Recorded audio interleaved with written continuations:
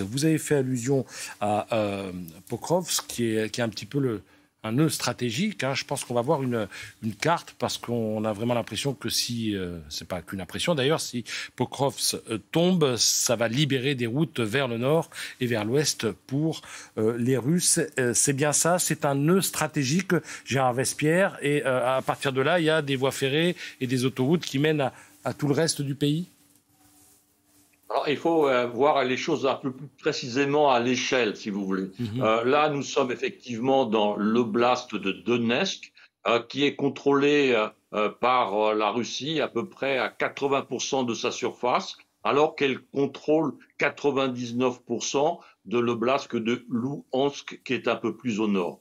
Donc, la poche de Pokrovsk et éventuellement la chute de cette poche leur ferait progresser donc de quelques pourcents effectivement de pénétration dans cette oblast même et les dirigerait vers les 90% admettons de contrôle. Il resterait encore Sloviansk et Kramatorsk au nord du même oblast. Donc on est dans une région très confinée et plus on descend vers le sud, Zaporijjia, Kherson, moins le contrôle russe est important puisque dans le blast de Kherson le plus au sud, la Russie ne contrôle que à peu près les 2/3.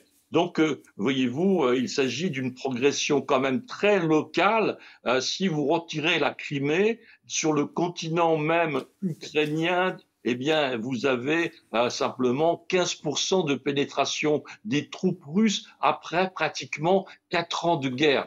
Donc, on est quand même dans une marche très très lente de l'armée russe. Les demandes faites par l'Ukraine, que ce soit sur le plan économique, le plan militaire, et aussi au regard, c'est un paramètre aussi à prendre en compte des opinions publiques occidentales, vous paraissent-elles réalistes et vont-elles être couronnées selon vous ou pas ?